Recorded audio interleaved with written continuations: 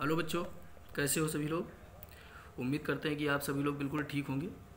और जैसा कि ऑनलाइन क्लास चलना है विद्यालय में बताया ही गया था, तो उसके लिए मैं राघवेंद्र मिश्रा, हमको तो आप लोग पहचानते ही होंगे अच्छी तरह से। और आज हम ग्रामर सिलेबस शुरू करते हैं। तो सबसे पहले आज हम शुरू करेंगे ग्रामर। ग्रामर का मतलब होता है व्याकरण। ग्रामर जो होता है इंग्लिश का मेन होता है। इंग्लिश हो या हिंदी हो, हर चीज़ का हमको व्याकरण के बारे में अच्छी तरह से जानकारी लेनी चाहिए। तो व्याकरण का मतलब क्या होता है, सबसे पहले इसके लिए हमको ज़रूरी है कि व्याकरण की परिभाषा जानना। तो व्याकरण की परिभाषा क्या होती है? Grammar is an art which teach us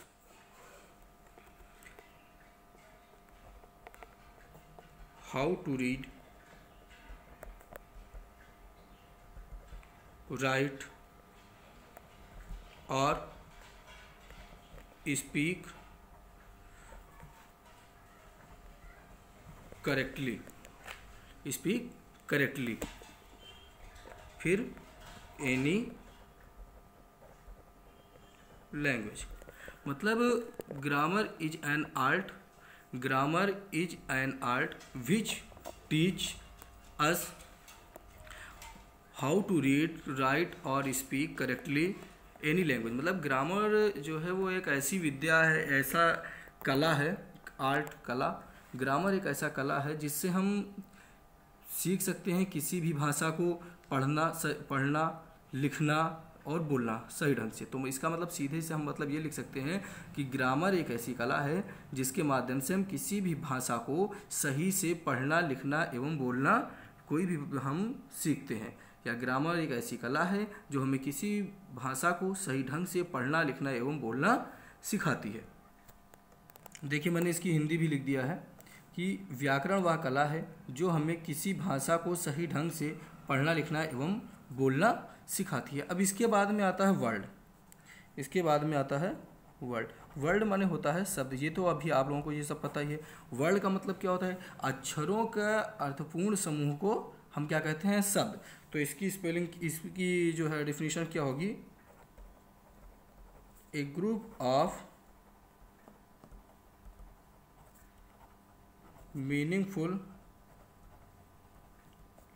meaningful alphabets. Alphabets या इसे हम लेटर्स भी बोल सकते हैं, है ना, इज कॉल्ड वर्ड। तो इसका क्या होता है? अक्षरों, हिंदी ये होगी अक्षरों या वर्णों लिख दो ब्रैकेट में, अक्षरों के अर्थपूर्ण समूह को, जो समूह होगा इनका अर्थपूर्ण जिसका कोई मतलब निकलेगा, को क्या कहते हैं? शब्द कहते हैं। समूह को शब्द कहते हैं। अच्छा, अब इसमें एक चीज़ ये भी देखना है। अब जैसे वर्ड में हम लोग जानते हैं, सभी लोग जानते हो वर्ड क्या शब्द होता है। शब्द का मतलब, शब्द में क्या हो गया? जैसे हो गया डॉग।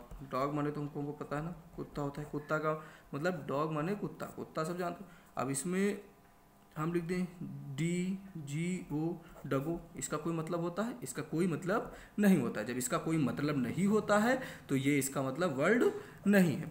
अब जैसे EAT, ईट माने क्या होता है? खाना। ठीक, ईट माने खाना होता है। अब हम इसमें लिख दें ETA, इटा। इसका मतलब नहीं होता। मतलब जिसका कोई मीनिंग निकलेगी वही वर्ड कहलाता है। अब इसके बाद में हम आते हैं इसी पे। अब वर्ड, ये जो है लेटर्स क्या होते हैं या अल्फ़ाबेट्स क्या होते हैं?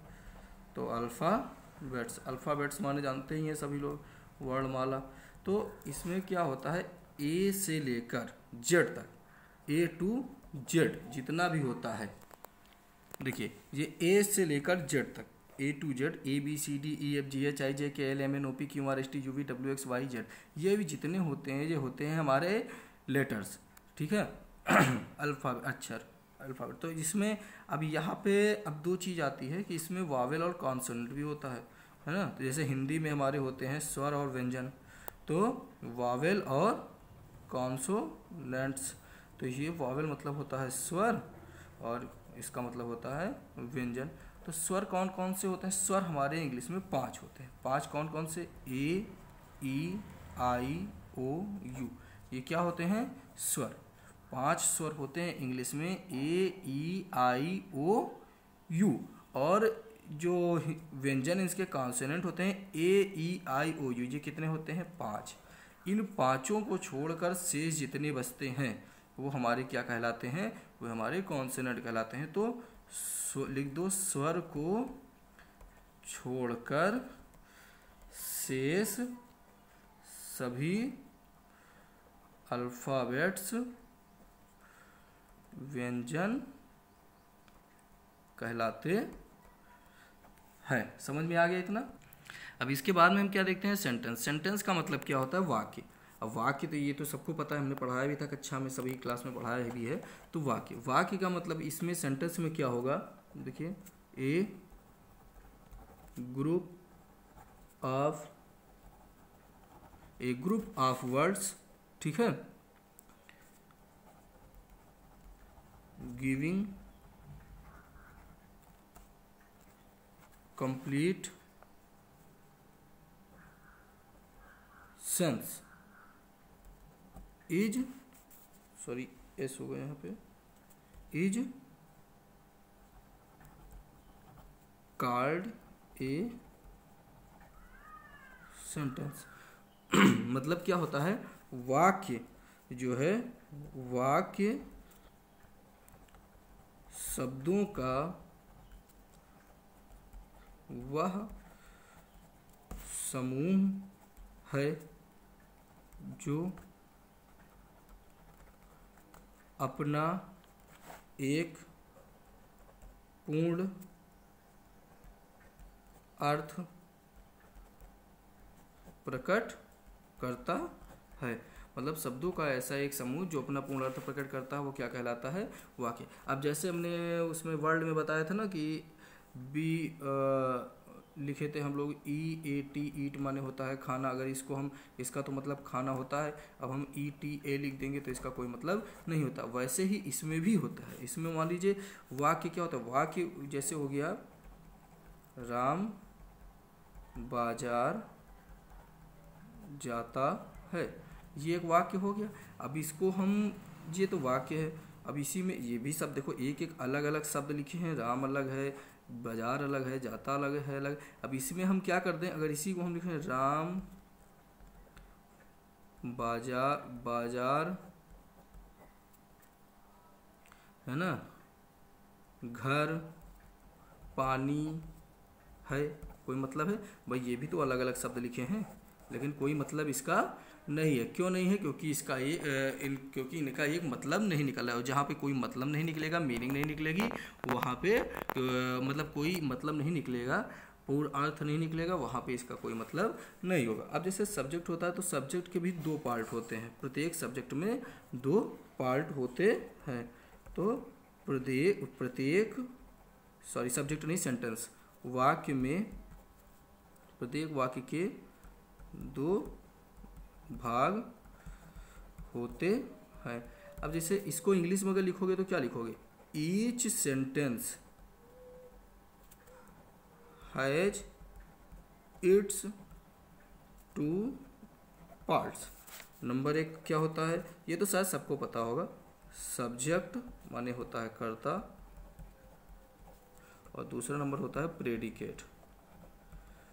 प्रेडिकेट माने होता है विधेय।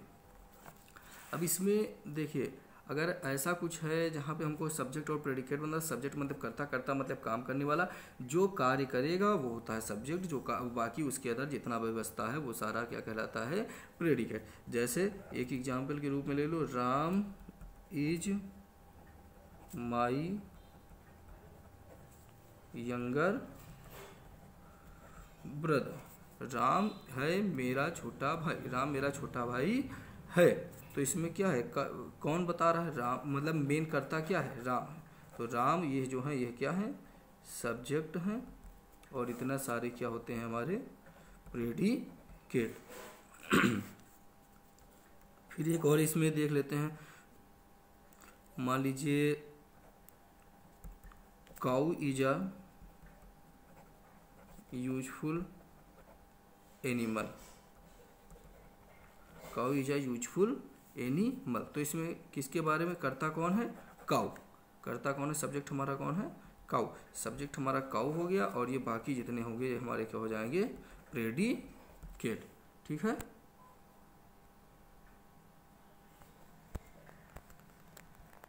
अब देखिए हमने 5 घर से करने के लिए दिए हैं आपको। Ram is a soldier, Mohan was not my well wisher, children are making a noise, Preeti is teaching English, he is taking T.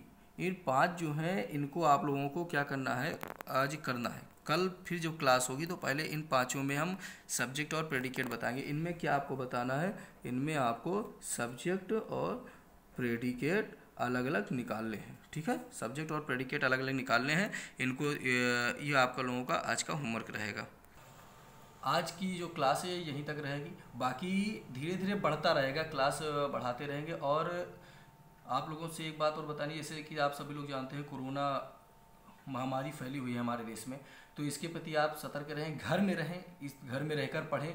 हम लोग कोशिश यही पूरी करेंगे कि आपको हम अच्छी से अच्छी शिक्षा दे सकें ऑनलाइन के माध्यम से, तो पूरी शिक्षा देने की कोशिश करेंगे। घर में रहें, बार बार अपने हाथों को धुलते रहें थोड़ी थोड़ी देर पर, और अगर किसी कारणवश आपको बाहर निकलना पड़ जा रहा है तो आप मास्क या गमछे का प्रयोग जरूर करें। ठीक है, बाकी मैं राघवेंद्र मिश्रा, सभी लोग हमको अच्छी तरह से जानते हैं, सारे बच्चे हमको जानते हैं, सभी अभिभावक बंधु भी हमको जानते होंगे। तो आप लोगों को बहुत बहुत धन्यवाद, हम लोग कल फिर मिलेंगे।